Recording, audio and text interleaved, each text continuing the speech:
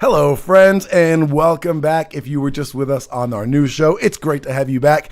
If you are not, you're in for a treat today. This is the Doing Better Show. I am Oliver Ox. With me, as always, we got Broadcast Deezy. What's up, Deezy? What's up? And we got Des behind the engineer Des in the engineer Des seat. Des, how are you? Pretty darn immaculate. Pretty darn immaculate. Excellent to hear. So today we have a wonderful guest who I've been super excited about pretty much since the last time she left us, which was about a year and a half ago. Katrina Hobbs Everett is here with us. Katrina, thank you so much for joining us. Thank you for having me. Happy to be here. It is wonderful to have you back. So we had you back when you were running for city councilor in Haverhill. Yes. How'd that go? I won. Hey! By a landslide, so it was great. By a landslide, she has to throw in there with a little okay, yes. Yeah, it was great. Well, so I think that didn't come as a surprise, actually, right? I think when you were fairly optimistic leading up to it, I think you've been active in Haverhill politics forever. And I think when I went to your event and talked to you and some of the other people there, you had a lot of support right from the community. How did that come about? So I've been active in the community, like you said, most of my life, but I would say heavy emphasis in the past 15 years. At any committee, any subcommittee, any cross-sector team, we've been pretty much involved mostly through the nonprofit Post Power Self Education, but also just myself and a lot of being appointed to a bunch of different things. So I did have a lot of support. This was my fourth time running, so fourth time running, right? Yeah, fourth time running. My third time for city council, I ran once for a school committee. So that helps, the name recognition and people getting to know you. But I wouldn't say that it was without opposition. So I was very optimistic. We definitely did have some heavy efforts that were in opposition, I think, as, how do I word that politically correct? As a platform for the things that I think folks stand for and believe in. Yeah. There was like a slate of folks kind of running against. It was more of like a local level ideology, a little bit interference. But so, are there like camps that have emerged in Haverhill politics? Is that what you're sort of referring to? That. So there's some terms that we use. Mm-hmm. One of them is kind of Old Haverhill, New Haverhill. Okay. And I think that you've got to remember, like I'm a townie born and raised, and so when I was a kid, Haverhill was a town. It is now in a city. I didn't know that. When did that happen? It goes by numbers. Right, but right? What's the number that makes you a city? Is there like a? There is. It's over. I want to say maybe 65,000. Oh, okay. Right. Haverhill's what now? Close to 100 these days. I think we're right around like 72. Oh, okay, I thought it was more than that. Okay. No, so we're mid-sized or whatever, but still pretty small city. I think that not everyone has gotten that memo, as far as like what that means and how that looks and how things operate. So. I'll put it that way. Yeah. So we've talked a little bit about your nonprofit Post before. So one of the things we talk about a lot here on the show is entrepreneurship, about doing things, community-based things. And it's really hard for a lot of people. So it's really hard for me to take that first step into doing something like that. Like, so the idea is that's easy, right? I got an idea, and like whether it's a good idea or not, that's a little harder, right? I got a good idea that I've sort of thought through. All right, I know the details of my idea, but like the actual like putting pen on paper and putting the money where the mouth is and all that, like. What's that? Because you've done it multiple times in your life, right? You've sort of done that like leap. Was Pose your first big like, I'm putting my money where my mouth is leap? No, I actually started a nonprofit when I was 23, called What's Up Now. So did you have this battle, or is this for like the just chickens like me and like people like you don't have these conflicts? Like, did you ever have the like, I don't know if I can do this? No, but I think that's because of how I was raised. Right. So as a daughter of a pastor whose church is in the heart of the community, where I did start the nonprofit at as well, the Mount Washington neighborhood, like we were just in community, you know, so like I knew that that's what I wanted to do. And I think when I started the first one and I was 23, the other nonprofits weren't doing things that I liked for youth, right? The youth had needs and people weren't giving them answers. Like people didn't want to shoot straight. Doing Sunday school, for example, and the teenagers are asking questions that people are not comfortable with the answers that I'm giving them, honest answers, you know. So I was like, okay, well, we need to do something else, and we'll learn about whatever you want to learn about. So that's what the first nonprofit was. It was just peer led to say, okay, let's, you know, a bunch of teenagers, like, what do you want to learn about? And they would say, teen pregnancy. Okay, cool. We'll research that, right? And let's have conversations about it. And what's your opinion on it? And so that's kind of how that went. So it seems like you saw a need and you saw a place where you could add value, and you just jumped into that spot. Yes. With no hesitation. You have to remember too, like, so I know you and I initially met through like the residential world. Right. Right. So I got married at 17. I graduated high school at 17, and I started college at 17. So I was still very much a kid. Hey, listen, I graduated and started college at 17 too. I was okay. So you're with me. No, I wasn't. I was like a 12-year-old. I was book smart and big, but no, I was dumb and childish. So I mean, my barrier was the age. So I would go and I would say, "Listen, this is what I want to do. I want to work with teens," and they'd be like, "You're a teen." Right. So I had a lot of opposition, and so that's where I was like, you know, the if you're not going to let me do it through your organization, if you're not going to let me do it in the city, right? Like I'll do it myself. So that's kind of where that came from. And luckily, you know, my daddy had a church, and so I had a space to be in. Yeah. Wow. Okay. I always, again, maybe it's just my own insecurity and my own needs, but I always, that drive, that push, that jump, because we have so many people on here who are entrepreneurs, who are starters of things, and it's hard to do. And I think for so many people, we get caught in doubt and in analysis paralysis and all that stuff. And it's just, for me, it's really inspiring seeing someone like who's like, no, there was a thing that needed to get done, so I did the thing. And like, I just love that. It's sort of like a simplistic bravery, right? Like it's just like, I'm not overthinking this. It's just a thing that's got to get done, so I'm going to do the thing, duh, right? And I love it. And I want to like. With that said, though, right? Like then once you formed the thing, you have to do the thing. Like you have to, you know, like, and that's the part that I think has been a learning curve. You know, so me and my husband co-founded Pose, and he's the visionary. So I have to always give credit for when he first started like explaining what the nonprofit would be. I was like, don't tell anybody. Like that's a really good idea, and begin to kind of write stuff down. Yeah. And so I think the thing that I've learned is like it is more challenging than the doing of the work to run a nonprofit. And I think like sometimes people miss that step. Like on the organization, that kind of side? That side. Yeah. Right. Yeah. So I actually have a little, I kind of made it into a PDF, and I've shared it to help folks walk through how to become a nonprofit and what the steps are here in Massachusetts. But the title of it is So You Wanted to Be a Nonprofit. And I tell people like initially, don't. Like, just, you know, I heard somebody say like the last thing the world needs is another nonprofit. Like, is there somebody you can partner with, right? Like, is there a way that you can start a business and have a philanthropic arm of that business? Like, there's things that I know now, 15 years later, that I didn't know when I started, that I would have definitely done different. We were just doing the work. We were just out there doing the work. So, yeah. Interesting.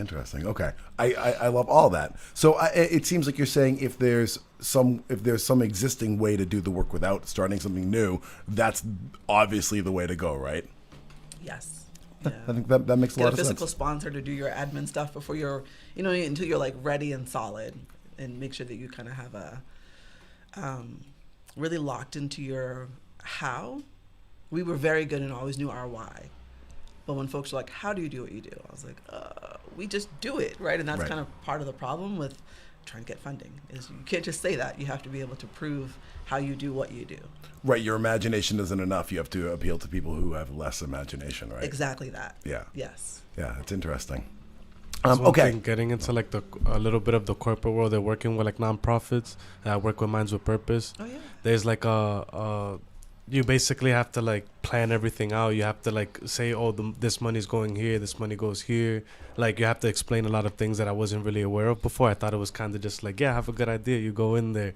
But no, like everybody, even big businesses, have to like give them a stack of papers or give like a demonstration or explain everything to get that kind of stuff. And yeah, Once you find that out, you start looking at business and all of that a little bit different. Yeah. And then you have to do what you said you were going to do. Yeah, exactly. Even if another cool idea comes in. And Yes. you're like, maybe there's less energy for it, but yeah, you still have to get that metric done. Yeah. Yeah. And I think you refer to another good point, right? Which is that like that energy won't last you the whole way through the project, right? Like it's like when you motivate to work out, right? You're like, oh, I'm gonna get in a new health fitness routine. You get that like spark of energy, and you go to the gym the first time. That energy takes you the whole way through that first session, and you wake up the next day and you're like, like the goal's still there. I still want to lose that weight and gain that strength or whatever, but like that drive I had that first day, and you have to. That's where the sort of the plans and the logistics come in to make The sure systems help you too. Yes. Exactly. Yeah. It's like, I do photography. There's a difference between me grabbing a camera and going somewhere, and me grabbing my camera, doing a little bit of research and going there. So like, well, since I'm doing like my articles and organization and like all of that stuff to try to get my business legitimized, I just look at it kind of like, if I don't know what I'm doing, I just look at the paperwork that I did. Like, this is how my business runs, so this is how I do it. So every time like I question or like I have to figure something out, that I kind of look back at that, so I find it a little bit useful. Yeah. Having that sort of guiding. Yeah, I do this, I make money. That's it. I wrote it down. That's smart. So, all right, before I get too distracted on all this really interesting stuff, I want to talk about your experience. So, like, you tried 4 times, and the 4th time you got it. So you get elected. What happens after that? Like, what is the process of getting in? Like, what things were you expecting? What things were you not expecting? What things? What are sort of cautionary tales for other people who might want to get involved in politics, or like, no, go do this, or like, what's that like? I just can't, that beginning step of getting into office, what does that look like? So it was obviously like you're on this high, like this is great, like, I got in. For me, the most meaningful moment, there's a woman in our community, Mrs. Callister Greenberg, and she was the first woman of color to ever run in Haverhill for anything.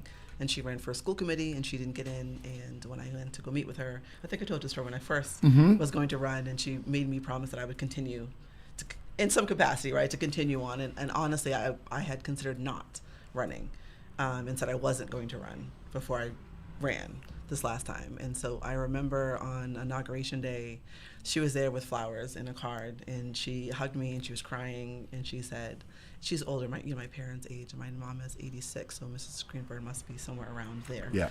And she said to me, I never thought that I would see this in my lifetime. Wow.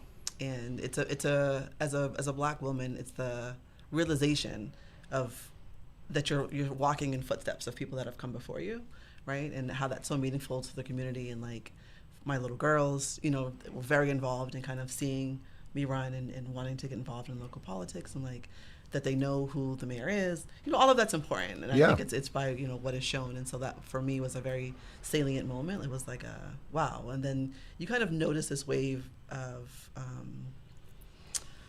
it was a year of diverse visibility, right? We had our first female mayor as well. And so like there was a different theme and tone than I've ever seen present in Haverhill politics. Tom Sullivan is our city council president, our first openly gay president. But Tom's been on the council for 22 years, right? And it was not necessarily worded that way before. Yeah. So it was interesting, right? Like there was like a different air in the room. So you mentioned about that moment, saying as a Black woman, your reaction, and like as not a Black woman, I had a really visceral reaction to that, because the idea that she thought that wasn't going to happen in her lifetime is a really necessary and like ugly reminder, right? Like it's one of the, so you talk about the diversity now, and I think we see there's so much visible diversity. There's so much diversity in your face now, that in a way that didn't exist 20 years ago. I joke about this with my wife, like, we never saw an interracial couple on TV our entire lives until about 5 years ago, and now there's only interracial couples on TV, right? Like it's like the only thing, right? So, but it's just because there's so much, again, visual representation. I don't think that necessarily means there's so much real representation. I think when you get to real power structures, there's a great lack of representation. Absolutely. But in the commercials and on the TV and on the main, right in front of our eyes, we have this incredible maybe over-representation, quite frankly. And it's disarming, and it makes you forget we're really not that far. She's not 186. That's This right. is what we're just talking That's about, right? Like this is, and it's close. And I think it's really easy now, especially in this moment when you almost have a reactionary thing going. You have a reactionary thing going on right now in this country, that we forget we're not hundreds of years away from overt racism. We're like less than decades away from overt institutionalized racism, and the fact that these things are like there's firsts happening. It just seems like 2020 something is like too late for firsts, right? Like and because we're so immersed in today, it's easy to forget 10, 20, 30, 40 years ago and how vastly different that was. So sorry, I just wanted to. I had such like it was like a punch in the gut reaction to you saying that, because I think we do get awfully, and I think I've done it myself, is like get comfortable in this like racism's over, like sort of attitude, because visually it seems that if you turn on the TV, you're like, oh look, everybody's represented. We got gay people out there, and we have trans. Everything's fixed, everything's fair, and even now, and it's a good reminder like this far away from it being really blatantly not that way, right? Yeah. And on and there's so many meaningful places that that it's not realized. So sorry, I interrupted you with that for that. No. It's been great. There are 11 counselors. There used to be 9, and I really feel like I mentioned all those changes because it feels different. The politics of paper feel different. It's much more amicable. Really? It's very amicable. Not everyone agrees. Of course. But everybody has been very respectful. Do you think that people who are of the old Haverhill and of older political views would share that take? Do you think they think it's respectful? Or I don't think. Depends on who you're talking about, because some people think your existence is disrespectful, right? Like, right. It's a challenging question. Yeah. But I think there used to be. I used to watch the meetings and be embarrassed. I'll say that. Okay. Right. And school committee was the worst, but I literally used to watch the meetings and be like, wow, this is embarrassing for the city. Yeah. Not all of them, and not every counselor, right? But just certain meetings. I believe that the former mayor, that it was time for him to sit down. Yeah. He'd been there for a long 20 years time. Yeah. is a long time. Yeah. And he began to, just the energy and the conversation of the meeting sometimes was just wasn't, I don't want to say pleasant or becoming. It was embarrassing, quite frankly. Right? Okay. And so I think that having a new mayor who was much more collaborative, much more open in the processes, we have a new legal representation, and they have been training us a lot in regards to, what is the role of the council? What are things that we can and can't do? And so although I'm a newbie and I'm learning alongside folks who have been there a long time that are also learning. So that takes me to something I definitely want to ask you about. So when a lot of people who might be interested in getting involved in politics, I think there's this barrier of like, I don't know what to do there. Like, how much training, how much support do you get as a new person going into a role that I assume you don't know every single detail of what a city councilor does. Like, Yeah. Do you get like a job description on day one and they're like, all right, here's the rules. Like, how does that work? It's so funny because I am a geek, so I was looking. Like, what's the rule book? I knew the bylaws. I mean, the city charter, and there's a rule book. And so I was looking for the rule book, but because we had gone from 9 to 11, we had to rewrite the rules. Like, we had to update it. So there wasn't necessarily what would equal a quorum. All of those numbers changed. Right. So it came out while I was on. We got the rule book. And I think for anyone who's running, there is not a training. It's not like the state does a lot of great trainings. And I did go to a couple of those. There's one coming up about like open meeting laws that I will also attend. So that's where the training really comes from. It doesn't, there's nothing at the local level that equips you or prepares you. You kind of just, now you're on, and you better kind of learn the role, because you are accountable for what that role means to the community, like by law.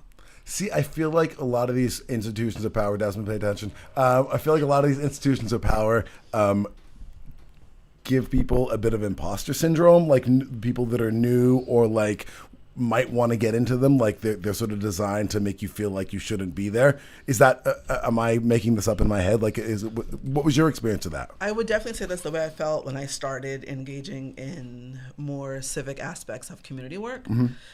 Until I got to be around the folks, and that's why I really felt like I needed to run. I feel like, my opinion, my viewpoint coming from the social work, community-based, ground level, grassroots was needed. That there wasn't the comprehension on the council of these, certain issues in the community and how they operate and how they impact the community.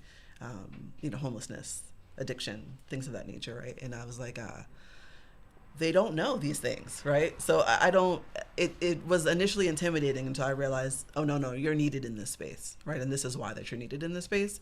And it's great to have folks on who are lawyers. They're needed in that space. I didn't really get the appreciation for that until I was sitting on the council and we've gone through some things and I'm like, that's a really good point. I don't know anything about that because I'm not a lawyer, right? So that's why I think you need a diversity of thought that's represented. So, and then the other thing that I'll say is all of the counselors, whether they're on now or ones that had left before, have always been very open to me. So they've sat and had coffee with me, told me what their journey was like, things to look out for, some advice I discard, some advice I keep, right? Yep. But everyone was really open, so that was helpful too. Is there something you think you do in your approach that welcomes that? Like, are there like if you some way you'd advise people to be, like, if they're going into this, if they're going to go into public office, that they would? Is there a certain attitude or certain mindset that you need to be able to receive that kind of help, receive that sort of guidance or whatever? I think so. I think, just to be open-minded and to be, receptive to whatever comes in. My pastor has a saying, eat the meat and spit out the bones. So you don't have to just take everything, right? But be pleasant and, see what you can kind of learn from somebody. Teachable. So now that you're there, what are you getting into? Like, what are the issues that matter to you, that matter to Haverhill, and that you're able to take some action on? So that's the other thing I've learned, right? And I tried to explain that when I was running because everyone's like, well, what's your interest and what's your platform? And I was like, you really don't get to do those things. So and you don't, right? You don't get to say, like, I want to do this and then just kind of do it. Like, you're not dictating anything as a counselor, right? You're sort of... Well, you're navigating the budget, right? Kind of with the mayor and not with the mayor, but you're kind of maybe questioning and pushing back on certain things, asking questions. But Haverhill, I feel like one of the greatest powers our city council has that not everyone does is that we are a special permit granting authority. What does that mean? So if you were to build a building that needed special requirements, height, size, certain things that required a special permit. An exemption from the normal permitting laws. An exemption from the norm. Gotcha. That's when it comes to the city council. Not all development comes before us, only special permits. And not every council is a special permit granting authority, but that holds a lot of power, actually. I would imagine. So knowing that, I think is I lost my train of thought. You would ask me. Like what so we talking about agenda, like what you've been able to, Yeah, so a lot of it is that. That's what I was trying to get. So a lot of it is these special permit hearings. National Grid wants to put up another pole, that kind of a thing, right? Okay. And so those are hearings, and so the community can come and they can speak for it or against it. So a lot of the time when we have meetings that have gone long, and we've had some long ones, it's been because of special permits. And what's your position on National Grid's polls? I don't think we've ever said no to National Grid putting up another pole. Like, what they need to do, but yeah. So are there, like, what sort of issues come up that you feel like, I'm glad I'm here for this issue? Like, I'm glad my voice, I can bring this to the city, that my voice has value on this issue. Like, because obviously I don't think the National Grid poll is one that you're like, all right, this is the one that hits close to home for me. So that's why I started with that too, because there may not necessarily be things that come up that are like prevalent on the council meetings. But obviously as a councilor, you do carry a certain level of privilege and authority to be able to investigate things and to look into things and to inquire about things. And so, and to ask for certain things. So I'm working with the mayor to reenact the Council on Youth Needs, which is something I'm super passionate about, is youth voice. I sit on the community development subcommittee, so we all get assigned to a subcommittee. Yep. And you can kind of have some, I don't want to say power, but voice. Yeah. Right? You can have some voice there. But yeah, it's not like you can You don't have a wand to say, like, I wanted the things that I was talking about on my platform. I Right. get to go in and do these things, but things that were important to me was infrastructure upkeep, right, and government transparency. Yeah. And those are things that I feel like are also aligned with the new mayor's vision, which is helpful. So when those things come up, I'm able to kind of have a voice there. But mostly it's the little things. So for me, people first language or identity first language is important. And What does that mean? so homelessness is a good word to utilize that. So homelessness is a state of being, right? Like a condition. It's You're not not- an identity. That's right. okay, So good. it's like the homeless, right? Right. There are people who experience homelessness, Right. or housing insecurity. And so as people come up and they're writing things like, can we just amend the word so we can kind of use this word and say, people who are experiencing homelessness, or as we're moving forward with this, can we be sure to kind of use people first language and explain kind of what that is? Because So vocabulary humanizing is so it. important. Yeah. Humanizing. Yeah. Absolutely. I think that is very important. I think it also does something to reflect the complexity of these issues, because I think so often in politics we want to make things like a one variable, like homelessness, it's the drugs, or like or the homelessness, it's the cost of living, or like fill in the whatever, and I think when you treat people as individuals and not as a label, that you inherently start to see things as more complex, because individuals are more complex. And even for one particular person suffering from homelessness, the reasons are probably more than one reason for just that one person, let alone an entire group of people, an entire collection of people you want to group together. So I think there's real value in that, and I think it's more than just. This is not just like being politically correct with our language. It's about being respectful and keeping keeping a space for diversity, I think. So I mean diversity in all the meanings of the word diversity, Yes. right? Yeah. Yeah, it's important though. My only no vote was a situation in which there was a family and they didn't have a place to go, and so the development would have displaced this family, and I couldn't get behind that. There wasn't a plan. There was the relocation plan. Yeah. I was a single mother with 3 kids. That's just not. This is where I think people who are, lawyers or other professions, like they have certain lanes that they can jump in and show their passion, and that was the really only one I think that has been relevant to my passion. And the lawyer was not happy, but I'm not in the business of putting people out on the streets. So if there's because you have the means of making a plan for this family. Yes. You made a plan to bring the family in there. So yeah, but it still passed. Right, I didn't stop it from passing, but that was the only no vote. Ethically, I didn't feel comfortable with that.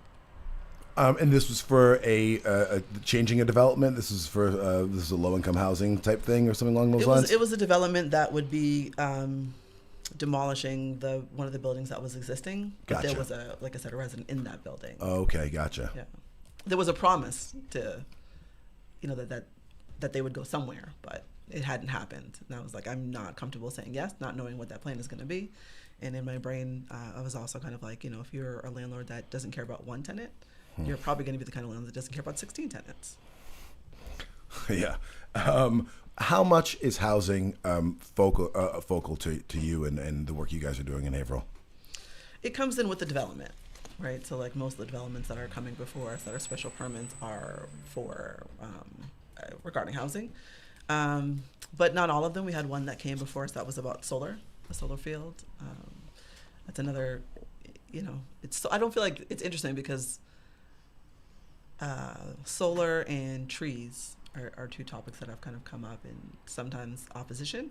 Yeah, absolutely. Is it worth cutting down trees to put up solar plants? Well, it's interesting because like if it's a solar project that's going on a school, folks are very pro solar. Yeah. Right. And then if it's talking about, let's say a large plot of land, and you're taking a section of that to put solar, it's like, well, no, because you're cutting trees. Oh, so The same people, right? Will kind of be in opposition, and so it's just interesting to me in regards to it's not cut and dry. Like there's. But I feel like I might be one of those people. I feel like I would say like you got a building, like what's the downside of putting solar panels on a building? Right. Effectively zero. But if you're gonna like cut down some trees and destroy some habitat for something, like Right. there's a negative there. Yeah. I'm not saying that negative wouldn't be overwhelmed by the positive of the solar, but I feel like I get that nuance. Well, there are also certain legal repercussions in regards to opposing solar, actually for a council. What does that mean? So, like, I couldn't just oppose solar because I don't like solar, and be like, nah. It has to actually be detrimental to the community. What about in other some communities? ways. Well, so I think that I forget what the name of and I should because we just learned this, but there's some sort of law that permits councils from doing that. So my concern tends to be with solar is on the production side because it's not a clean thing. Making solar panels isn't very clean. The results of solar panels, obviously, it's great sun into electricity, wonderful, but the because they're silicon heavy and because some of the metals they use, I think the production, and we don't see it because it's in China and they're polluting their rivers and poisoning their workers, and it's not happening here. That we get insulated from it now. And I don't know. I think so. I tend to be one of the wants to weigh things out because I think there's usually even a wind tower that's all positive, well except for the things that it's negative for, right? So I think I'm a weigher of options rather than this is always good, this is always bad person. Right. Did you have something? I thought you want to jump in, Danny. No, I'm okay. The other thing though too with the special permits is that these sometimes are people's properties. And I think that's the other thing people don't always understand. It's not always new development where you're coming into and you're, creating something new. So if folks are looking to do something with their own property, their own land, and it requires a special permit that they have to come before the council as well. And that's where I think it gets a little bit more tricky, where you're listening to, public opinion and these are not necessarily abutters. These are not people that just live in the it's their opinions, but at the end of the day, it is this person's land. Right. So this because if you're not zoned, if your land isn't zoned for a certain thing, if you're in residential and you want to start a business or something like that, right? You have to get special. That would be one of the cases in which you need special permission. Sure. Right. Also, development. If you are going to build, let's say, a single family. Right. Versus a 4. Gotcha. Right. You need special permission for that kind of. You need a special permit, depending how it's lotted out. So you're saying that sometimes people have opinions on things that don't necessarily affect them. Yes, that's definitely. But also, people don't always understand what doesn't come before council. We get blamed for all of the development that happens in the city. Oh, okay. Right. So, but if you're within your rights to put a 3 condo in that plot where you would put a single family, right, and that doesn't have to come before us. That's their land. Right. We don't have any say in that. We can't go, I'm sorry, can you not do this because the neighbors don't like it?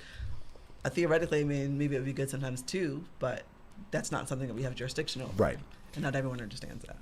Do you feel like this sort of under fire feeling as someone in political office now? Do you feel like people are it's all her fault? Is there a piece of that? Do you get angry emails from people?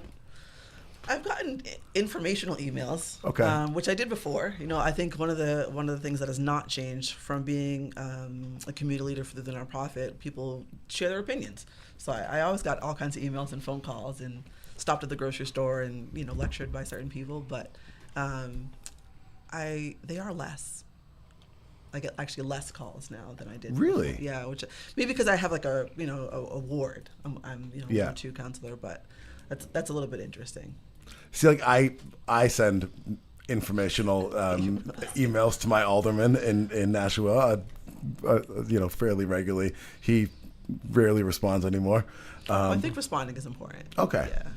I mean, I get it. I tend to ask a lot, and maybe, I don't know that I'm always constructive sometimes when I interact with politicians. So I don't blame Mr. Ernest Jetty of Ward 5 in Nashua for not responding when I'm like, what about this and what about this and whatever. So yeah. So you don't have obnoxious assholes like me bothering you with stupid emails? No. Oh, you're very fortunate. Yeah.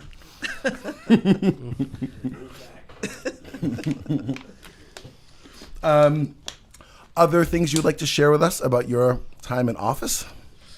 I don't know. I mean, like I said, it's been very amicable. Things have been. I do lean into the city council president, Tom Sullivan, a lot.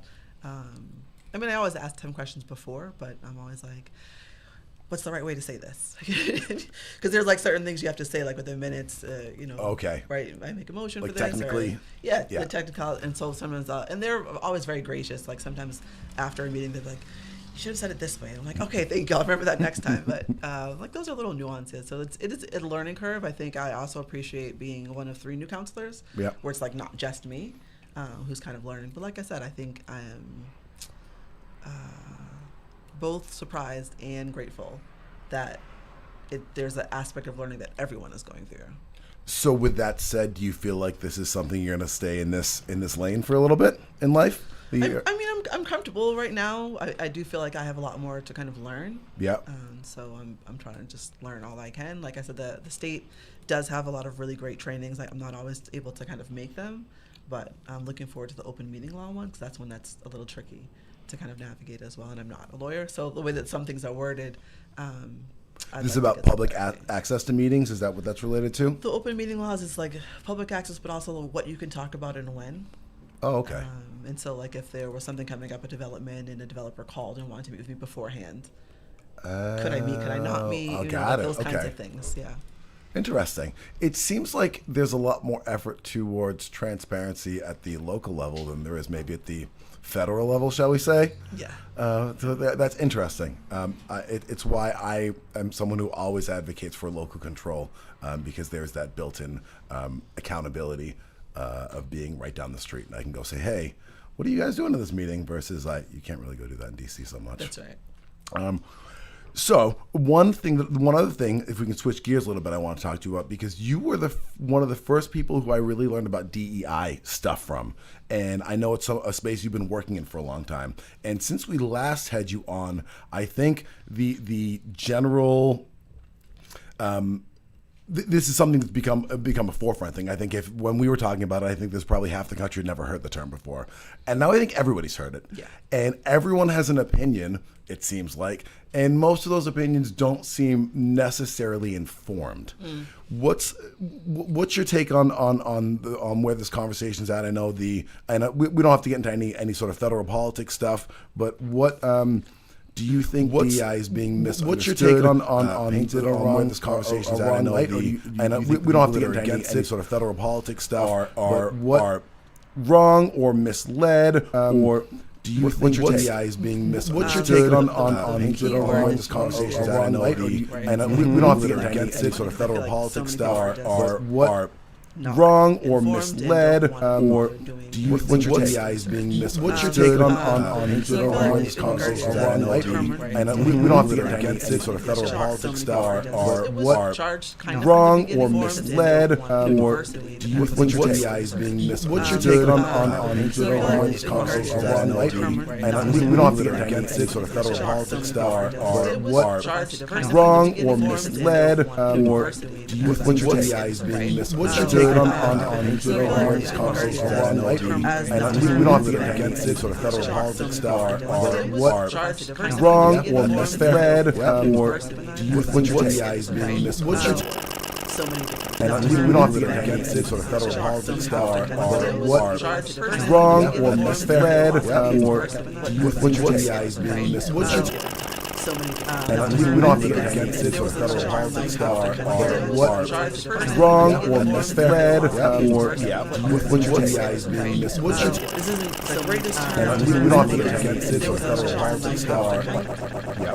Are wrong or misled, or do you think DEI is being misunderstood? This isn't the greatest we don't have to get into any sort of federal politics stuff. Are wrong or misled, or do you think DEI is being misunderstood? This isn't the greatest we don't have to get into any sort of federal politics stuff. Wrong or misled, or do you think DEI is being misunderstood? This isn't the greatest we don't have to get into any sort of federal politics stuff. humanizing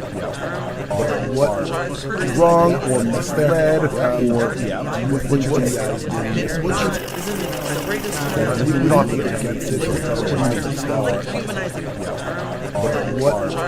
Wrong or misled, or do you think DEI is being misunderstood? This isn't the greatest we don't have to get into any sort of federal politics stuff. humanizing what's wrong or misled or which was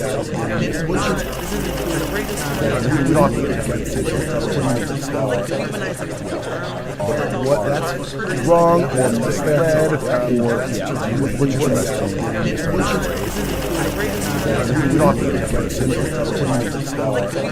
I think that's something we should all think about. That's wrong or misled or multiple side.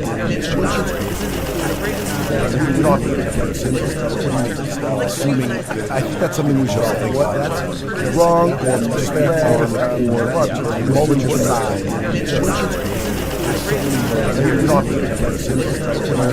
Assuming, I think that's something we should all think about. That's wrong or misled or multiple side. Something we should all think about. That's wrong or misled or multiple side. Something we should all think about. That's wrong or misled. Yours is turn steel man. Multiple side. Straw man, someone to like straw man. Sorry, something we should all think about. That's wrong or misled. Opposite. Yours is turn steel man. Multiple side.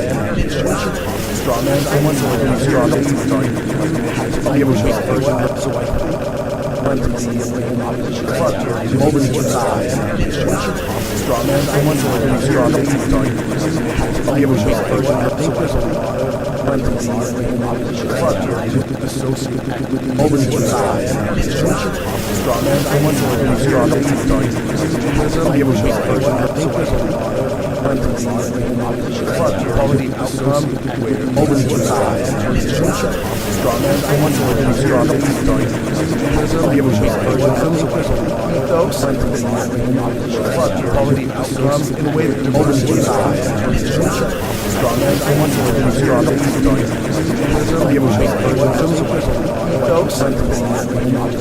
quality outcomes in a way that multiple side.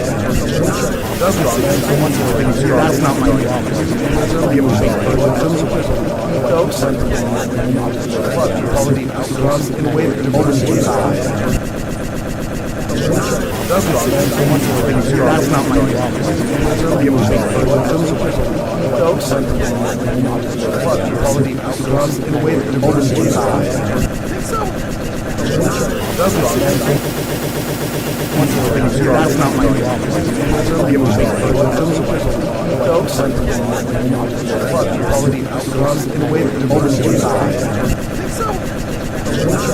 not man. Want to like straw. That's not my problem. Something we should all think about. Ethos, quality outcomes in a way that multiple side. That's not man. Want to like straw. That's not my problem. Something we should all think about. Ethos, quality outcomes in a way that multiple side. That's not man. Want to like straw. That's not my problem. Something we should all think about. Quality outcomes in a way that you're talking about. That's not man. Want to like straw. That's not my problem. Something we should all think about. Quality outcomes in a way that you're talking about. That's not man. Want to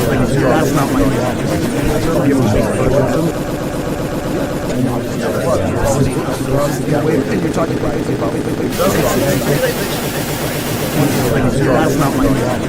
Something we should all think about. Quality outcomes in a way that you're talking about. That's not man. Want to like straw. That's not my problem. Something we should all think about. Quality outcomes in a way that you're talking about. That's not man. Something we should all think about. Quality outcomes in a way that you're talking about. That's not man. So like for example, something we should all think about. Racism, and you're talking about this is subject to so like for example, railroad or racism, and you're talking about this is subject to so like for example, railroad. I would say yes.